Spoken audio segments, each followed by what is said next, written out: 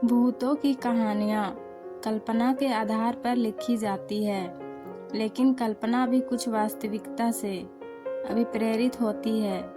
भूतिया अस्पताल एक ऐसी माँ की कहानी है जिसके दुखों के सैलाब ने कई माताओं की गोद को खतरे में डाल दिया। तो चलिए चलते हैं कहानी की ओर। उससे पहले अगर आप लोग मेरे चैनल में नए हैं तो मेरे चैनल को लाइक, शेयर और सब्सक्राइब करें। भूतिया अस्पताल एक बहुत ही पिछड़ा गांव था। वहां लड़कियों की आबादी साल दर साल कम होती जा रही थी। गांव के ज़्यादातर लोग लड़का पैदा होने को गर्व मानते थे और वहीं दूसरी तरफ यदि किसी के घर में कन्या पैदा हो जाए तो उसे हीन भावना से देखने लगते थे। उसी गांव में 4 भाइयों का एक परिवार रहता था। सभी भाइयों की शादी हो चुकी थी, लेकिन 3 भाई जो सबसे बड़े थे उनकी औलादों में केवल लड़कियां ही थी।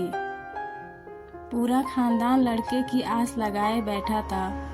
तभी उन्हें एक दिन सबसे छोटी बहू, जिसका नाम सीमा था, उसके गर्भवती होने की खबर मिलती है।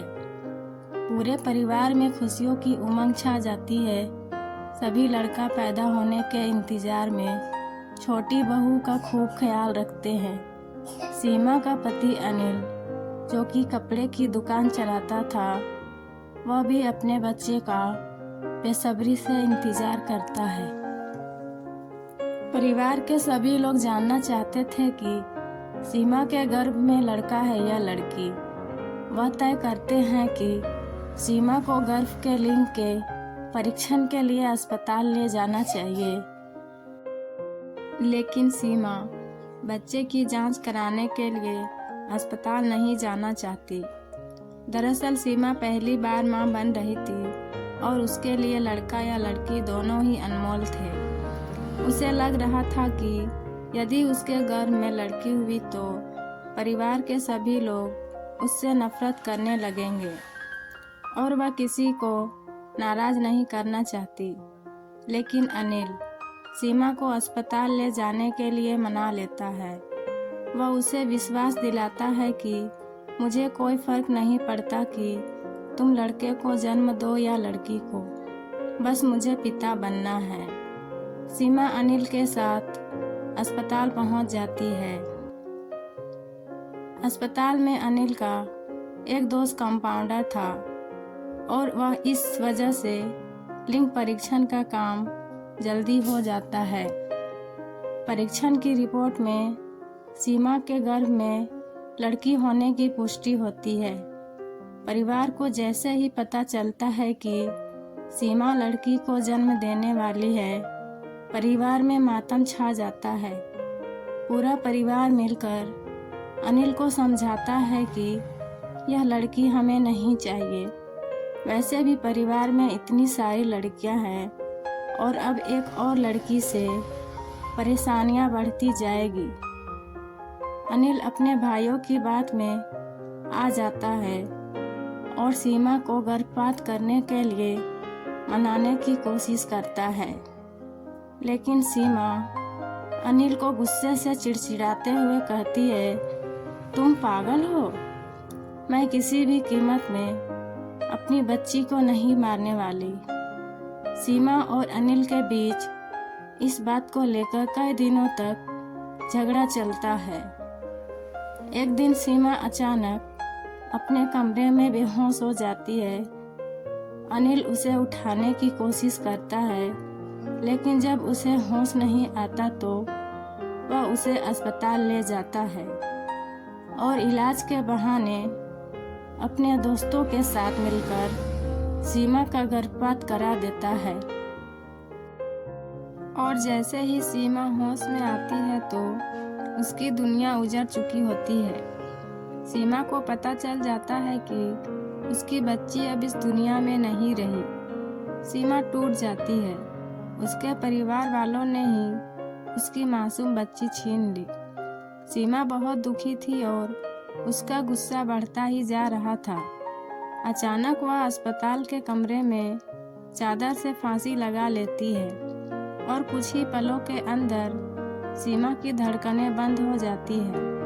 सीमा के परिवार वालों को जैसे ही पता चलता है कि सीमा ने अस्पताल में आत्महत्या कर ली है, सभी भागते हुए अस्पताल पहुंच जाते हैं। अनिल सीमा के चले जाने से बेहद दुखी होता है।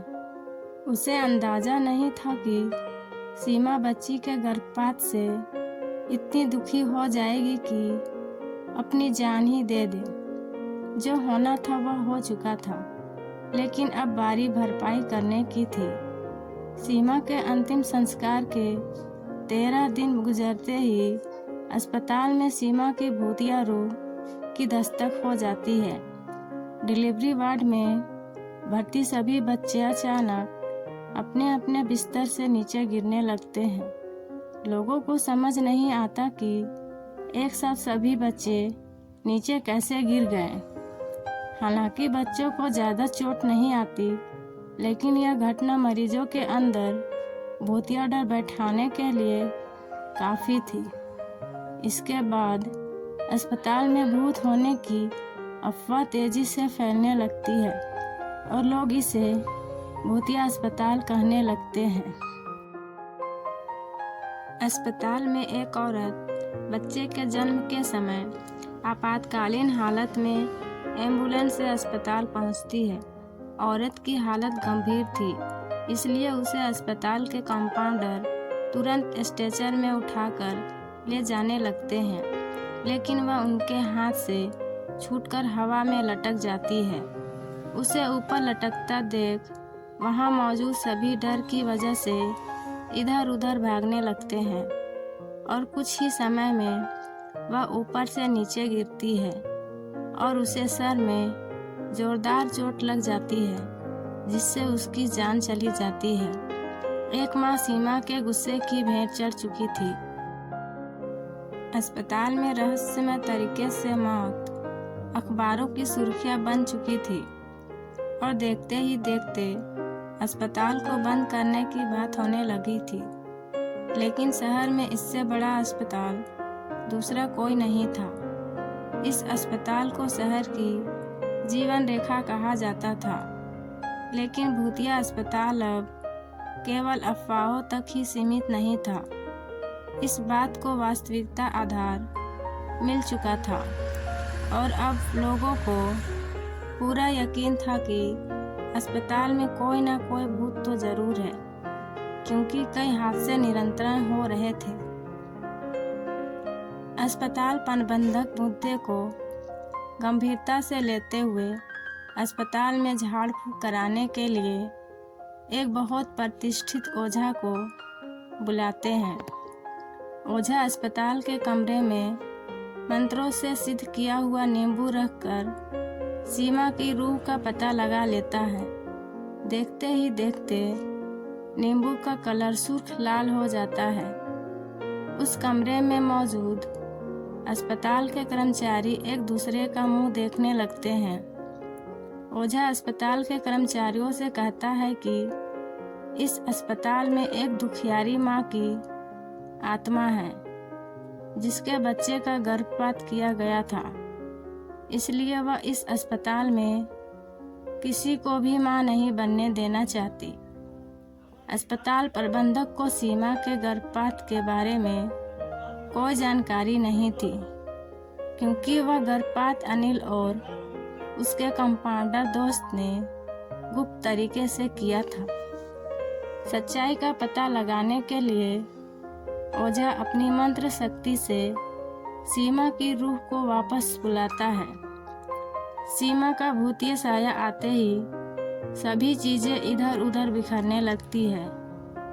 टेबल कुर्सियां पलट जाती है और अचानक वह कंपाउंडर जिसने सीमा का गर्भपात किया था अजीब हरकतें करने लगता है।